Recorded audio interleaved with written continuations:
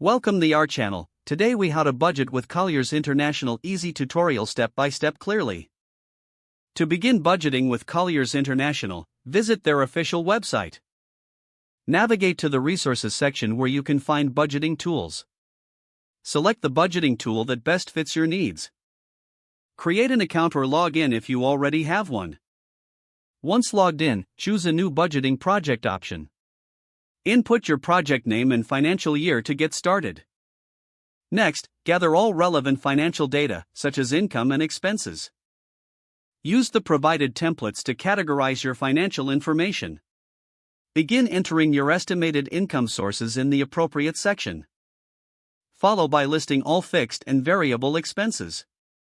Make sure to include all recurring costs, such as rent and utilities. After entering all financial data, review your entries for accuracy. Utilize the forecasting features to predict future financial trends. Adjust your entries as needed to reflect realistic expectations. Check the summary dashboard for an overview of your budget. Explore the analytical tools available for deeper insights. If necessary, adjust your budget based on the analytics provided. Finally, save your budget and set reminders for regular updates. Review your budget periodically to ensure financial goals are on track. With consistent use, you'll become more adept at managing your finances. If the page does not load, refresh the browser or try again in a private or incognito window. Make sure you are using the correct email address, then retype it carefully to avoid small typos.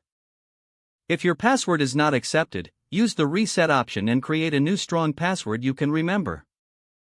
Check your spam folder for verification or security emails, then complete any requested confirmation steps. Enable two-factor authentication if available to improve account security and reduce unauthorized access risk. After signing in, review your profile details so your contact information and settings are accurate and current. If you see an error message, note it down and try again after restarting your device and internet connection. Log out when you finish, especially on shared devices, to keep your account and payment information secure. Don't forget to like this video and subscribe to our channel for more step-by-step tech guides.